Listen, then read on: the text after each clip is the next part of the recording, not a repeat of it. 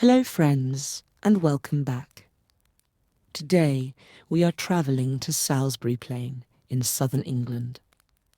In the middle of this wide and quiet landscape, there is one of the most famous prehistoric monuments in the world.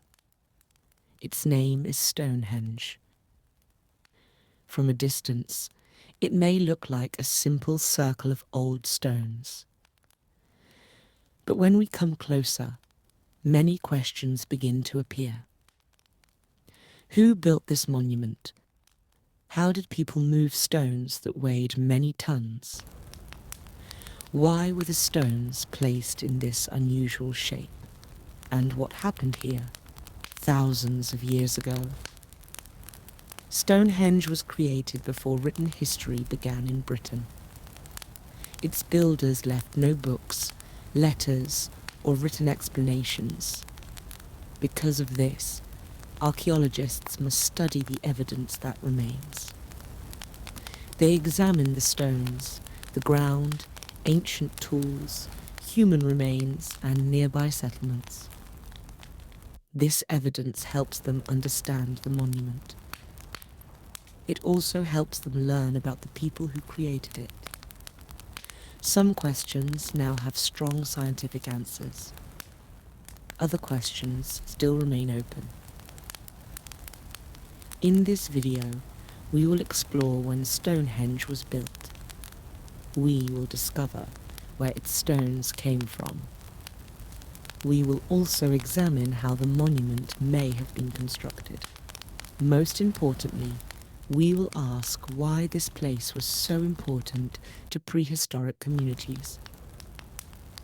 Along the way, we will separate archaeological evidence from myths and later legends.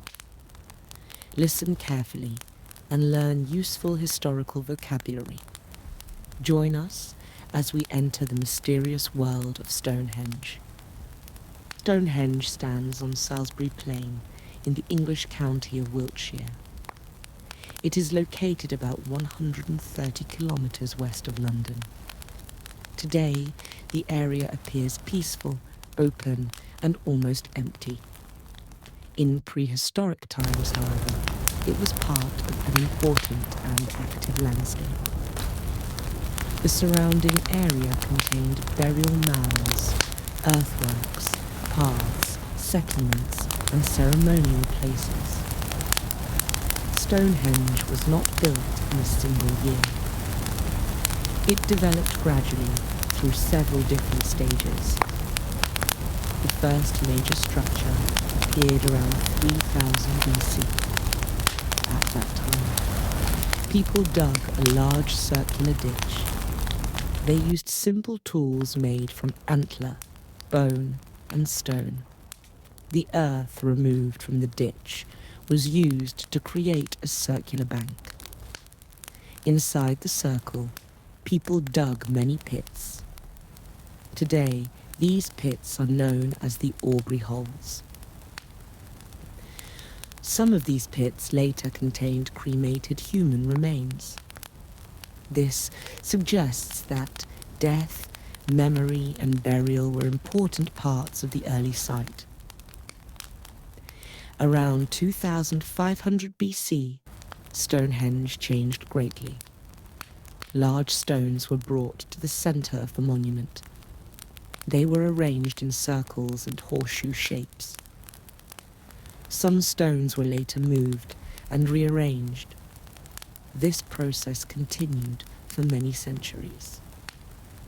Stonehenge was not the work of one person. It was not the work of one generation either. Different communities returned to the site over hundreds of years. They changed its structure and gave it new meaning. The monument we see today is the result of a very long process. It represents hundreds of years of human effort, planning, and belief.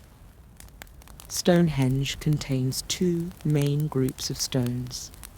These are the large sarsen stones and the smaller bluestones. The sarsen stones form the most famous part of the monument. They include enormous upright stones. Horizontal stones were placed across the tops of some of them. A structure made from 2 upright stones and 1 horizontal stone is called a trilithon. Some sarsen stones weighed more than 20 tons. Most of the sarsen stones have been connected to a place called West Woods. This area is near the Marlborough Downs. It is about 25 kilometres north of Stonehenge. The builders shaped these stones using stone tools. They carefully removed parts of the rock to create smoother surfaces.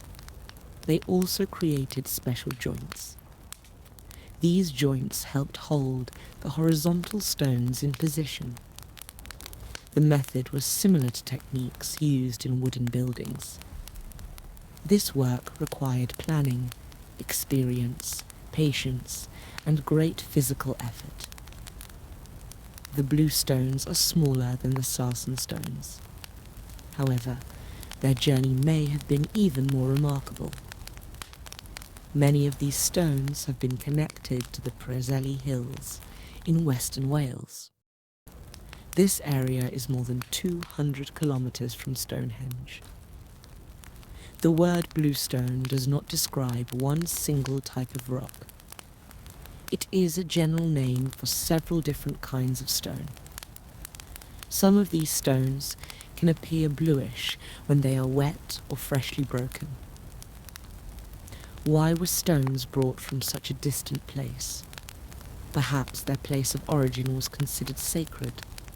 Perhaps the stones represented distant communities. They may also have represented important ancestors or ancient traditions. Archaeology can identify where many of the stones came from. However, it cannot fully explain what they meant to the people who brought them. One of the greatest questions is how prehistoric people transported such heavy stones. Another question is how they raised them into position. The builders had no modern cranes, trucks, engines, or metal machines. They also left no written instructions. Because of this, archaeologists must study the physical evidence. They examine marks on the stones. They conduct practical experiments. They also compare Stonehenge with other ancient building projects. The stones may have been pulled on large wooden sledges. Strong ropes may have been used to move them. These ropes were possibly made from plant fibres or animal materials. Large teams of people could have pulled the stones over prepared tracks. Wooden rollers are often shown in popular pictures of Stonehenge. However, the exact transport method is still debated. The journey of the bluestones is even less certain. They may have travelled over land. They may also have travelled along rivers. Another possibility is that several different routes were used. When the stones reached Stonehenge, workers probably dug deep holes. These holes may have had one sloping side. A stone could be moved slowly towards the hole. Ropes and wooden supports may have helped control its movement. The stone could then be pulled upright. After it was in position, the hole was filled with earth and smaller stones. The horizontal stones were called lintels. Raising these lintels created another major challenge. Builders may have used timber platforms or wooden supports. Also have constructed large earth ramps. Each lintel could have been raised a little at a time. Carefully shaped joints helped keep the completed structure together. No single reconstruction can be proved completely.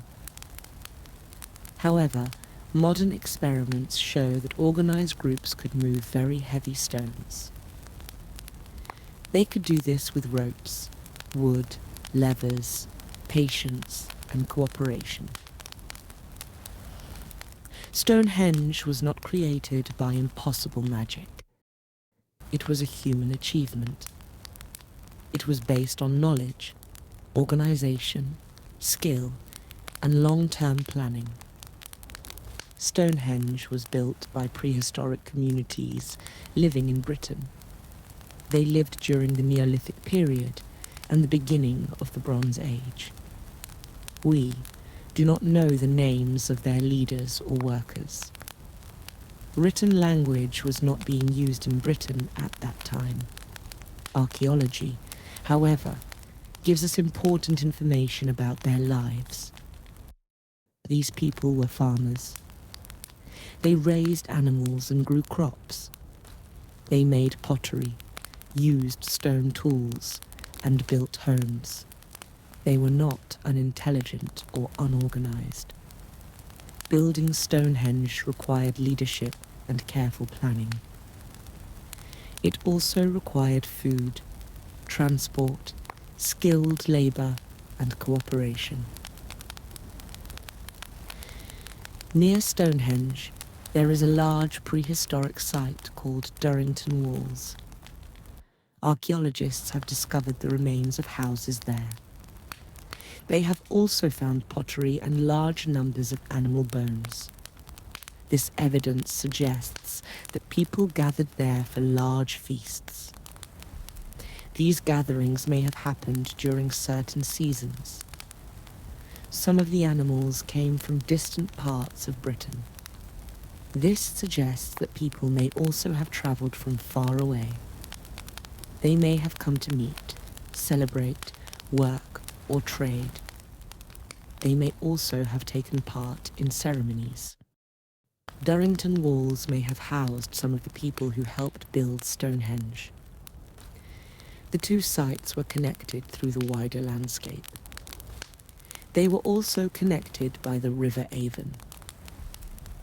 A common myth says that the Druids built Stonehenge. However, Stonehenge was already ancient before the historically known Druids appeared. The true builders were earlier farming communities. They had no modern machines, but they possessed practical knowledge, social organization, and a strong shared purpose. There is no single answer to the purpose of Stonehenge. It may have served several different purposes. These purposes may also have changed over time. One important theory connects Stonehenge with death and the ancestors. Cremated human remains have been discovered in and around the monument. Its earliest form may have been an important burial place. Stonehenge may also have been a ceremonial centre. People could have gathered there for rituals and seasonal events. They may also have visited during important moments in community life. The stones created a special space. This space was very different from an ordinary village. Another theory focuses on unity and cooperation. Transporting stones required many people to work together. Organising large feasts also required cooperation. Stonehenge may have represented connections between communities across Britain. Some researchers have suggested that the bluestones were connected with healing. Others have viewed the monument as a place for powerful leaders. It may also have been used by religious specialists. These ideas are possible. However, they cannot be proved with certainty. Stonehenge was also part of a much larger prehistoric landscape. Nearby monuments, burial mounds, avenues, and settlements were connected. People travelled between these places. Their journeys may have been part of ceremonies. The journey towards Stonehenge may have been very meaningful. It may have been as important as entering the stone circle itself. Stonehenge probably did not have only one function. They have combined burial, belief, identity, memory, ceremony, and community. Its purpose was probably clear to the people who used it. But they left no written explanation. Today, we can only create careful theories from the evidence they left behind. Stonehenge is carefully connected with the movement of the sun, i.e. the summer solstice. The sun rises near the heel stone. The summer solstice is the longest day of the year. This sunrise can be seen when looking from inside the monument at the winter solstice. The sun sets in the opposite direction. It follows the same main line through the monument. This alignment was probably intentional. The builders observed the sky closely. They understood the yearly movement of the sun. However, Stonehenge should not automatically be described as a modern scientific observatory. It may have marked important seasonal moments. But we do not know exactly how prehistoric people understood these events. The winter solstice may have been especially important. Winter was cold, difficult, and dangerous. The return of longer days may have represented hope. It may also have carried deep religious meaning. Evidence from Durrington walls suggests that large gatherings happened during the colder part of the year. Modern archaeology studies more than the visible stones.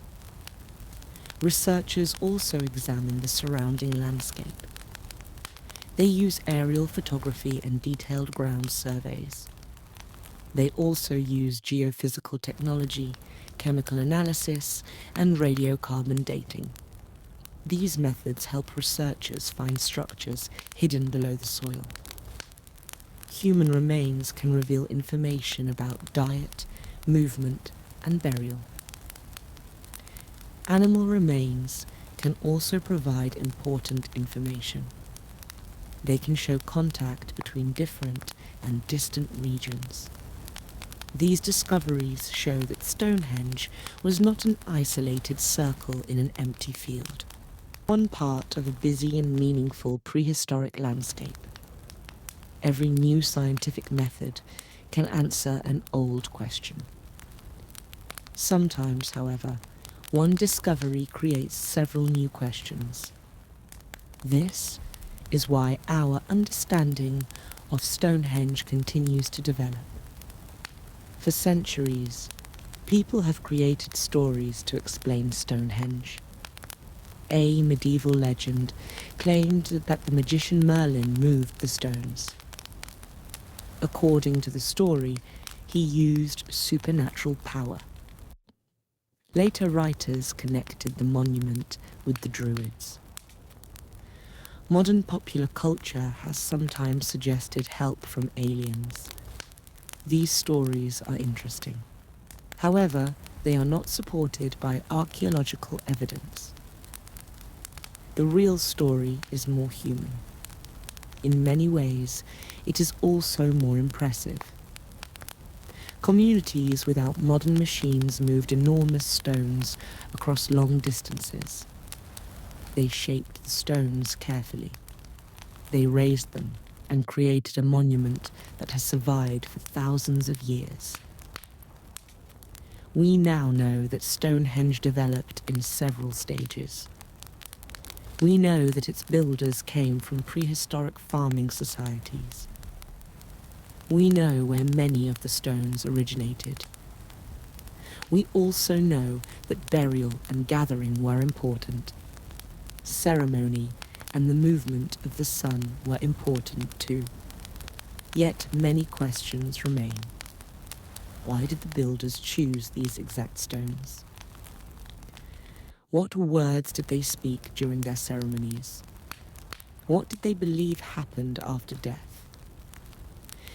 And how did an ordinary person feel when entering the stone circle? The stones cannot answer us directly. They stand silently on Salisbury Plain. They hold the marks of human hands.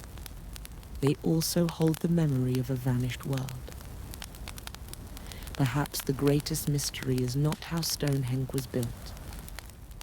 Perhaps the greatest mystery is why this place became so meaningful. Generation after generation, people continued to return. Thank you for joining me on this journey into the past. I hope this video helped you improve your English. I also hope you learned something new about human history.